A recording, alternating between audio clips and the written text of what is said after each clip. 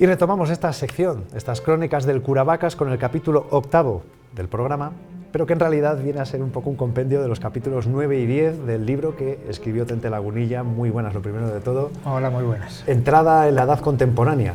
Pero ahora ya, cuando entramos en la edad contemporánea, que para situarnos, pues bueno, los historiadores, el inicio de la edad contemporánea, hay dos fuentes o dos distintas opiniones, ¿no? Hay quien dice que entra a la edad contemporánea con la Revolución Francesa en 1789 y otros con la independencia de los Estados Unidos en 1776. Y además, hablando en términos montañeros, el otro día hablábamos de cuando se sube el Mont Blanc, que es ¿cierto? En 1786, que casi es entre uno y otro.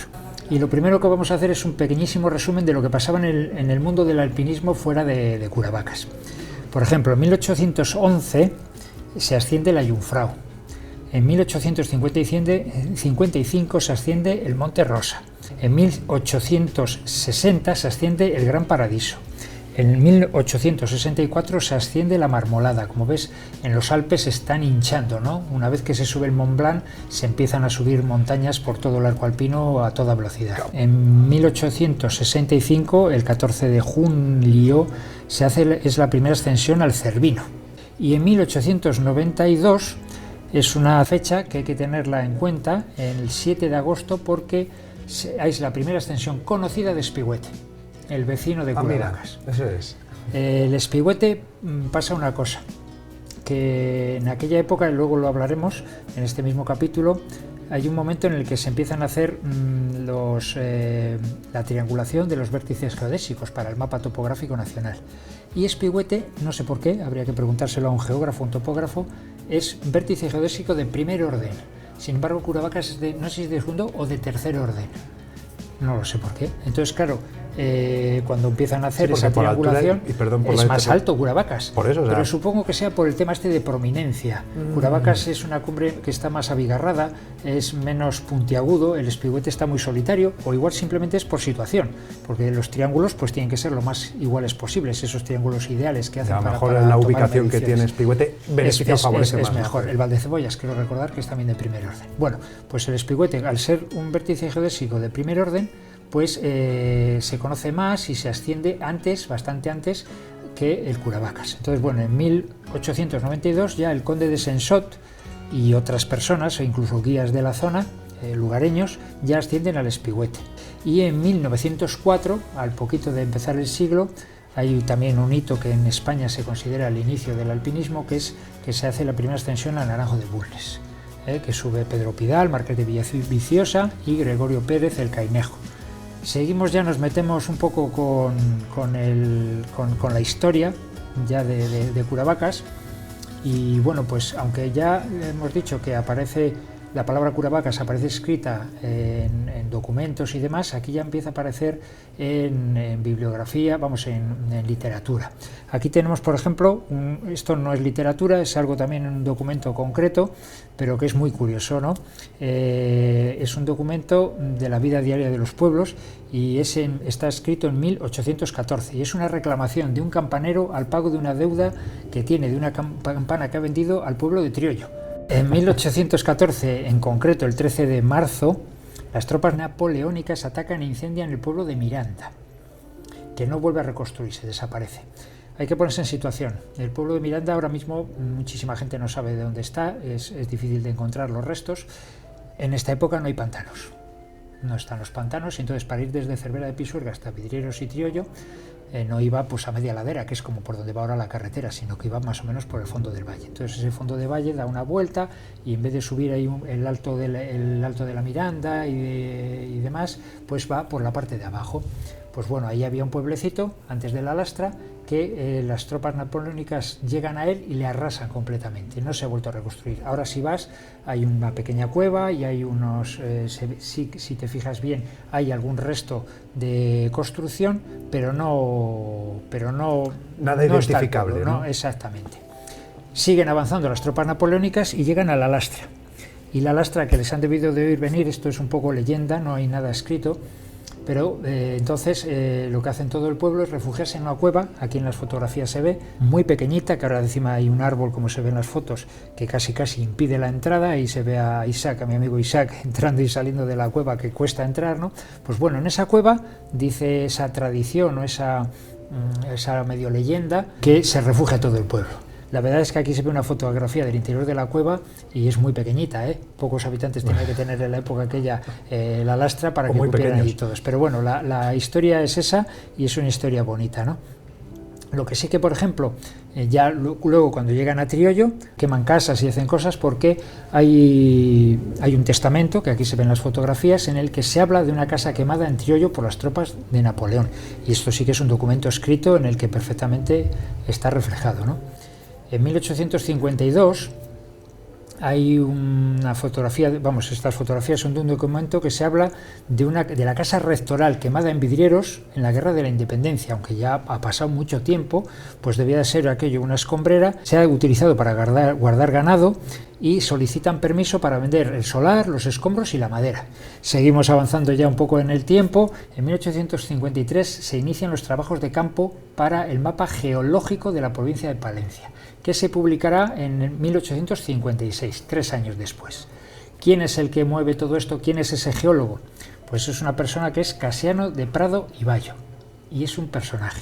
Además de ser el autor de los mapas geológicos de Madrid, Valladolid, Segovia y Palencia en todos estos años, alrededor del 56, pues era geólogo, era ingeniero de minas, fue un gran arqueólogo con fama a nivel mundial, con el tiempo estuvo preso por la Inquisición. En esta época estaba dando los últimos coletazos la Inquisición. Yo no sabía que había llegado tanto en el tiempo, ¿verdad?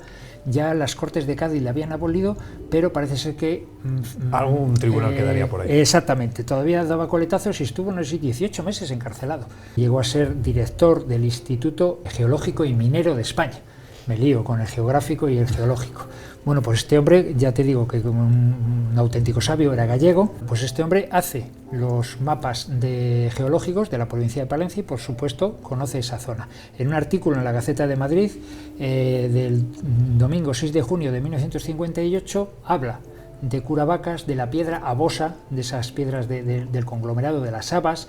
No dice que haya subido, yo creo que no, conocía bien la zona, pero no sube Curavacas. Igual habría empezado por ahí.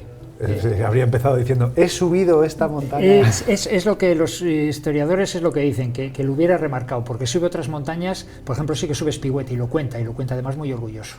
Sin embargo, si no dice nada de Curavacas, es que no ha subido, ¿verdad? Pues bueno, pues este personaje, que aquí tenemos esta fotografía y ese precioso dibujo del mapa geológico de la provincia de Palencia, pues bueno, fue este hombre que es Casiano de Prado y Valle, todo un personaje. Cuando empezamos a buscar información de este hombre, pues lo único que teníamos era esta foto, que es medio un dibujo, y era una foto mala. Y entonces empecé a investigar, y como me habían dicho que había sido director del Instituto Geológico y Minero de España, pues me puse en contacto con Sito Carcavilla, que trabaja en el instituto, y le dije, oye, ¿tenéis alguna foto buena? Y dice, te paso con la directora. Bueno, total, que ella me dio el correo, tal, una mujer encantadora. Y dice, sí, tenemos unas fotos estupendas, que es ya esta, por ejemplo, que está aquí de pie, que se le hicieron en París, parece ser, con su bastón y con su paraguas. Y en la anterior, que veíamos en el anterior, que está ahí también todo sentado, que esas son cedidas por el instituto. Y cuando estoy hablando de todo esto con la directora, me dice, tenemos los originales del mapa geológico y otra serie de cosas muy interesantes. Claro, y claro, a mí se me hicieron cosas chiribitas, ¿no? Dije, pues estos, y me dice, no se han publicado nunca habían salido de allí. Entonces me los mandó escaneadas, perfectamente escaneadas, están en el libro, claro, porque era toda una joya, y es la primera vez que salen publicadas. Y aquí pues las podemos ver ahora en la televisión, ¿no? Pues por ejemplo es un cuadro gráfico de altitudes de la parte septentrional de la provincia de Palencia. Todo esto es una preciosidad de dibujos, son unos dibujos grandes, y bueno, pues me dieron la oportunidad de cedérnoslos para el libro. En este otro dibujo es unos cortes geológicos de la provincia de Palencia, también una preciosidad, ¿no? Ahí con todo su índice de materiales y demás. hay otro mapa geológico estratigráfico de la montaña de la provincia de Palencia, también como una especie de ampliación de todo lo que es la parte norte de la provincia de Palencia. Pues bueno, todos estos mapas me les enviaron, que la verdad fue una fortuna, tuvimos que meterlo ahí un poco ya cuando estaba hecha la maquetación, pero quedó muy bien. Y yo tenía tanta curiosidad de cómo eran esos dibujos de verdad, que un día pues varios amigos nos fuimos al Instituto Geológico y Minero de España, que aquí se ven las fotografías, que aconsejo a todos los espectadores que vayan alguna vez en su vida, porque solo el edificio, en esta fotografía se ve, es una sala con una cúpula de cristal preciosa, es una maravilla, todo lleno de vitrinas con minerales y hacen visitas guiadas, es una preciosidad solo el edificio, y luego el contenido es una maravilla. Aquí estoy yo en el edificio con todas las fotografías de todos los que habían sido directores del instituto, y bueno, pues aquí estamos el grupo de amigos con esos originales, con esos mapas que a mí me hizo muchísima ilusión el verles, ¿no? Les tienen evidentemente bien protegidos, y bueno, pues la biblioteca es preciosa. La biblioteca es una maravilla de biblioteca, que se puede entrar a leerte un libro tuyo que le lleves de la calle, está abierto al público, ¿no? Seguimos avanzando en la historia, ya hemos hablado de Casiano del Prado, que es todo un personaje y hemos contado toda su historia. En 1864 hay un documento que encontramos en la biblioteca de la Junta aquí en Palencia, porque buceamos en todas las bibliotecas de Castilla y León, pues apareció esto que hablaba de Curavacas, que se subasta a los puertos de las Huelgas. Ya hablamos de los prados de las Huelgas, ¿no? Que era del Hospital de las Huelgas, y aquí en el Boletín Oficial de la Provincia pues hay unos croquis y demás sobre esa subasta. 1871. ¿Qué pasa en 1871? En concreto, en septiembre, el 7 de septiembre, pues que se empieza a explotar la mina Esperanza, que está a 6 kilómetros de Triollo. Muy poca gente lo conoce, ¿ves? La cara que pones tú es que no sabías que existía esa mina, ¿verdad? Pues es en un valle lateral. Según miras a Curavacas, estás en Triollo, pues a la izquierda hay un valle que en 6 kilómetros hay unas minas que se ven perfectamente. Estas fotografías están hechas hace 5 o 6 años y se ven allí pues todos los pozos y toda esa explotación. Se sacaba calamina de esta mina. Se explotó una vez, se dejaron, y en 1985 desaparece ya la concesión. En estas otras fotografías pues se ven las bocaminas, eran unas minas que no se entibaban, o por lo menos no queda nada de los arcos de madera ni nada, ¿no? Hubo accidentes, ahí se sabe de que hubo una explosión de algún barreno, y no sé si muertos, pero sí personas atrapadas, y bueno, pues las condiciones en aquellos días debían de ser muy muy penosas, ¿no? Investigando pues ha aparecido incluso, aquí vemos unas acciones de la compañía de minas, compañía minera de minas de Triollo. El capital eran 1.100 pesetas, me parece, el capital social, ¿no? Y bueno, pues gente de vidrieros debía de tener acciones, y han sobrevivido hasta nuestros días, y nos las pasaron los originales y están escaneados, y aquí las vemos, ¿no? Las acciones. Y una cosa curiosa, que es en 1925, digamos una época media de la explotación, de toda esa larga explotación de la mina, se hizo porque bajar en carros de bueyes desde la mina hasta Triollo el material pues debía ser muy costoso y poco rentable, y en 1925 se construye un teleférico.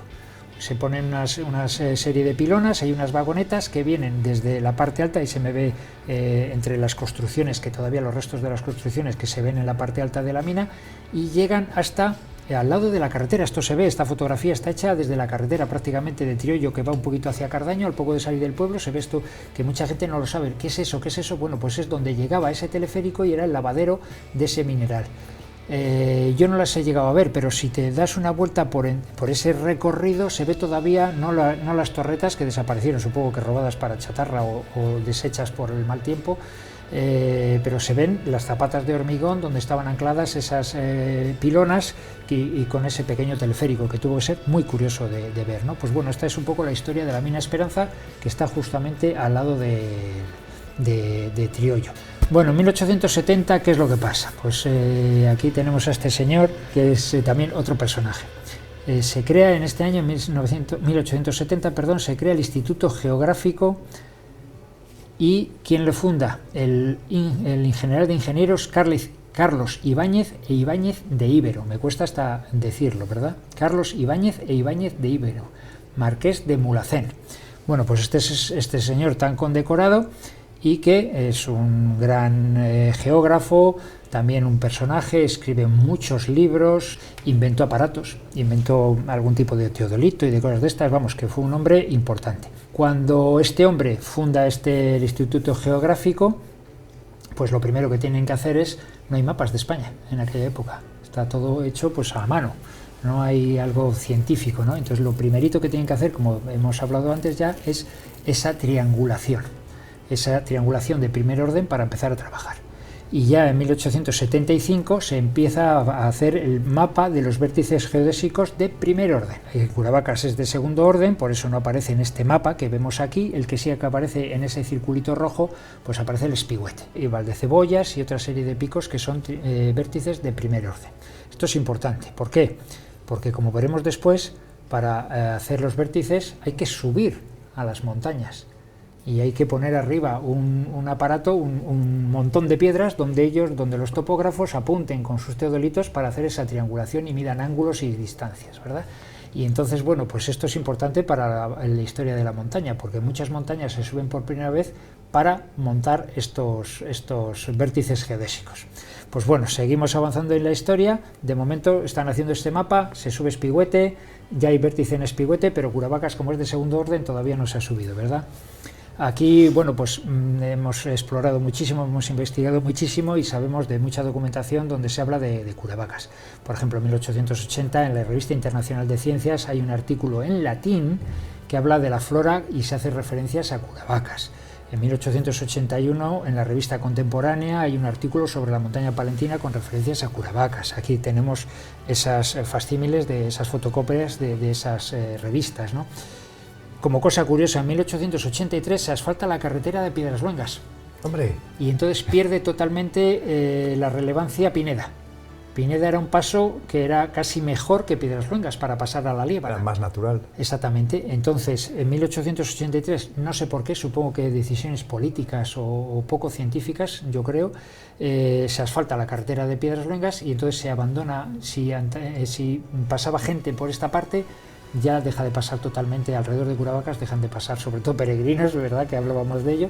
Pues bueno, ya todo el tráfico es por Piedras-Luengas. Supongo que es en esta época cuando se montan las famosas ventas, ¿no? La venta Pepín, la venta Morena, todas estas ventas son claro, a raíz de esa carretera que va tomando cada vez más importancia hasta que en 1883 se asfalta.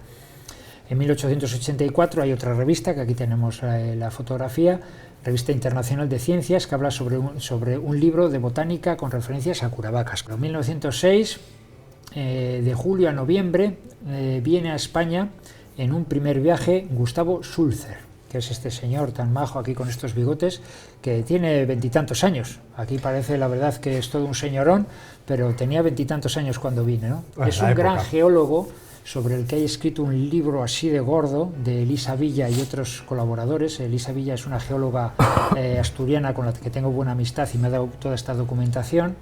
Y bueno, pues en ese libro cuenta todas las peripecias, porque de siempre hay una vía en el Naranjo de Bulnes, que es la vía Sulzer, que subió él en solitario. Fue la segunda ascensión absoluta y primera en solitario. Por primera vez se utilizan clavijas en España. Este hombre metió una clavija y se descolgó de ella para rapelar, para bajar por una pequeña cuerda.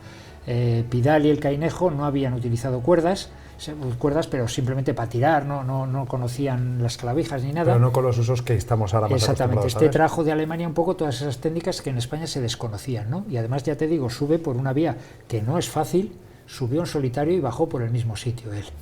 Y bueno, pues en 1906 hace ese primer viaje de julio a noviembre, es geólogo y hace un recorrido brutal por todos los picos de Europa. En el libro este de Elisa lo cuenta y dices, como un hombre con 20 y tantos años, un alemán que viene, hablaba castellano porque descendía de México, sus padres habían vivido en México, y entonces, bueno, pues hace un recorrido y lo cuenta en sus notas, precioso, es una pasada la historia de este hombre. En 1907 hace un segundo viaje de mayo a octubre, pues sigue por picos de Europa. En el primer viaje es cuando sube al Naranjo de Bulnes el día 1 de octubre de 1906 y bueno, pues en un tercer viaje, en 1908, de junio a septiembre, es el tercer viaje que hace España y el último, y viene por Curavacas. Viene en tren desde La Robla, en el tren de La Robla va desde Cistierna a Cervera de Pisuerga. Al día siguiente llega hasta Puente Tebro. y acampa allí, supongo que con gente, alquilaba caballerías, ¿no?, para ir a un sitio y a otro. El día 1 de agosto sube al Pando de Vidrieros, al Pico del Hospital, al ladito mismo de Curavacas. No sube, pero lo dice claramente que no sube, ¿eh? El día 2 de agosto se va de Puente Tebro, que estaba acampado. Todo esto lo relata en sus cuadernos, ¿verdad? El día 3 de agosto llega a Oruz y a Fuente Caldera y sigue hacia Potes, y ya abandona la provincia de Palencia. Pero en esos 4, 5 o 10 días que está en la provincia de Palencia, hace este dibujo, este croquis geológico, este corte geográfico de la peña de Curavacas, y lo dice en sus anotaciones, dice: Pando de Vidrieros, peña escrita está 300 o 400 metros por debajo. Los estratos plegados que se ven en la parte alta son cuarcitas del Devónico superior, y sus plegamientos indican la presencia de pliegues y cabalgamientos. Pues bueno, son anotaciones de campo en esos cuadernos, y aquí ya pues habla de Curavacas y está muy cerquita de Curavacas este hombre, ¿no? Y ya te digo que es una persona también con una historia fascinante, ¿no? Estuvo hace unos años poniendo una proyección aquí Elisa, contándonoslo. Muchos palentinos se acordarán de haber visto esta proyección. Bueno, pues seguimos avanzando en el tiempo, ¿no? Y en 1909 le toca poner los vértices geodésicos en las cumbres de segundo orden, los vértices geodésicos de segumbre. O sea, y ya le toca a Curavacas, ¿no? Y por fin hay constancia escrita de que se sube Curavacas. Ya se sabe a ciencia cierta que hay alguien que sube a Curavacas. Suponemos que antes se ha subido, pero hasta el momento no se ha subido, no sabemos a ciencia cierta. Aquí ya sabemos el nombre y los apellidos de todas las personas que suben casi. A eso iba, claro. Y además, lo único es que esta no es una ascensión deportiva, porque suben por motivos científicos y cobrando. Es funcional. Entonces. Exactamente, lo has definido muy bien. Bueno, pues se monta este vértice geodésico. ¿Quién es el encargado? Porque esto ya todo está escrito, hay unos partes escritos y se sabe todo, ¿verdad? El que está encargado de hacer esta gestión, esta construcción, es José García Siñeriz. Nació en Madrid en mayo de 1886 y muere el 28 de enero del 74. No hace mucho, yo he coincidido con él en vida, ¿no? Es ingeniero de minas y geofísico.